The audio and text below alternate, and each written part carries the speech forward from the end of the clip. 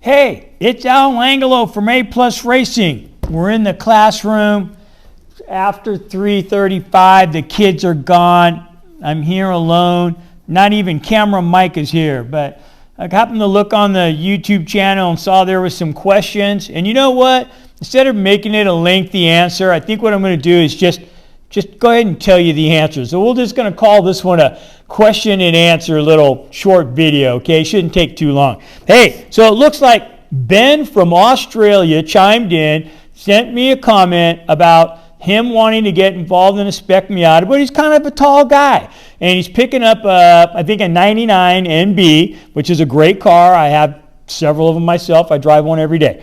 And so one of his first questions is the difference between the roll bar and the roll cage. Well, of course, the cage, is what we need to have to be legal in Spec Miata. But even my little street driver, I have a roll bar in there. And I really recommend that you get a roll bar in your Miata, especially because, well, some of us are a little bit more aggressive drivers than others. And if you find yourself on the aggressive side, you don't want that thing flipping upside down, because if that car flips upside down, it's going to kill you, all right? So put a roll bar in mine. You should put one in yours. What roll bar do I use? I used to build them myself. They're really easy to put together here. You just got to make sure it fits underneath the top, and the top can come up and down. But me personally, I use a Hard Dog double diagonal, and I know they've gone up a lot in price lately, but it's a really good roll bar. So that's the one I use. But there are a lot of great companies that make roll bars, and that just happens to be the one that I get. And usually a lot of the cars that I buy already have one in it, so I haven't had to buy a new one in a really long time, because I have several of them. But or I'll just build myself one. So that's what I use. So I use a Hard Dog double diag, and with the harness bar, but I don't use the harnesses. The harnesses can be troublesome on a street car. All right. He also asked about, he's really tall. I can't remember what it was, 6'5" or 6'6" or something. You still can fit the car. The only deal is you're going to probably need to put a drop floor in it with an aluminum seat. So the aluminum seat, you can actually bolt it all the way to the floor and all the way back. The only problem I see you're going to have, Ben, is on that drop floor, is that most of them here in the United States, and I would get it from, I think it's Advanced Auto Sports or Advanced Motorsports in Wisconsin. If you go and you Google Advanced Motorsport and then type in Miata, I think it'll come out. And they're in Wisconsin. And Ben owns it and runs it. He's a great guy. And so he sells the drop floor kit.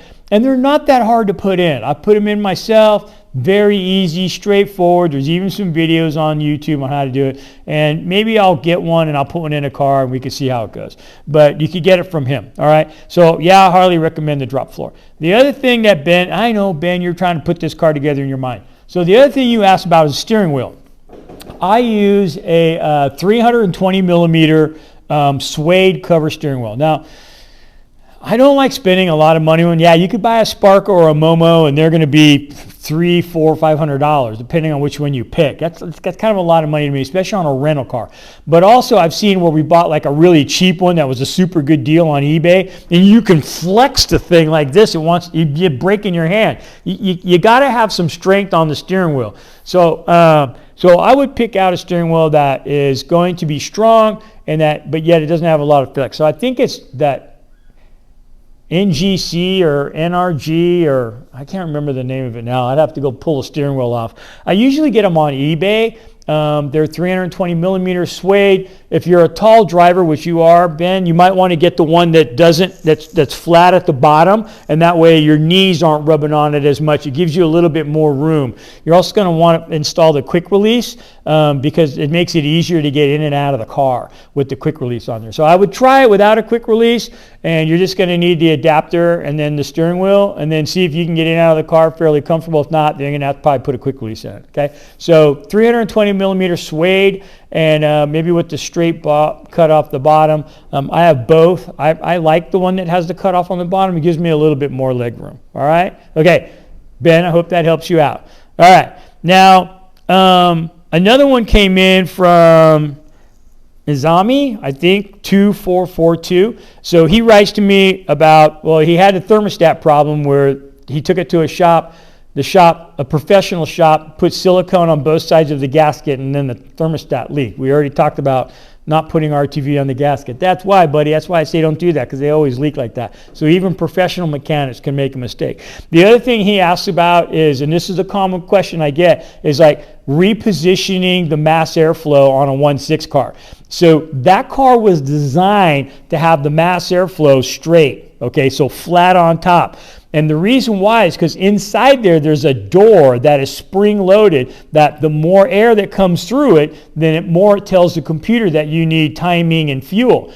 If you lean it to the side, you change the weight value on it, which also changes the amount of fuel and timing that the car can get. So do I have cars where it's not mounted up straight up and down? Yes, I do. Do I encourage it? No, I don't. All right. Sometimes with the air cleaner we have and the special intake that we run for racing, I don't have the room to get it to line up right. And so I have to cock it a little bit. But in my mind, I always like to keep them as stock as possible, because that's where you're going to get the best performance out of it.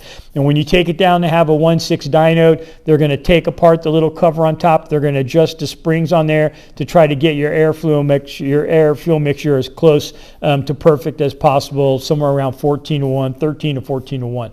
All right, so 13, 14 parts of air to 1 part of fuel. Okay, and so as I see some of these questions that come along that may take a little longer for me to answer, because I'm not like a really good typer, right? I was an auto mechanic for my entire life, and even when I became a teacher, I only have a high school diploma, so it's not like I sat in front of a computer and typed out, my whole autobiography. So sometimes it might be just to make a video. Hey, I hope this questions and answers was good for you. I appreciate you guys giving me those questions. I love to answer questions. We'll also get to one about, I wish that you would have been my teacher. I would have learned so much from you. Guess what? I am your teacher, and you're learning right now, okay? So I'm happy to give this information to you. I'm happy to answer your phone calls and help you out on the phone if we get to that point, because I know that when you have a Miata and it doesn't run and you enjoy driving it, I know that it's frustrating. I know what it's like. Believe me, I spent a lot of time out here fixing broken down Miatas, so especially with the kids. So I'm happy to help you out. I'm glad that I can help you fix them. I'm glad that you guys enjoy the videos. I am your teacher, not a problem. You have a problem with the Miata, hit me up, all right? Hey, thank you for subscribing. Thank you for the comments, and keep them coming, all right? And I'll see you at the racetrack. Bye now.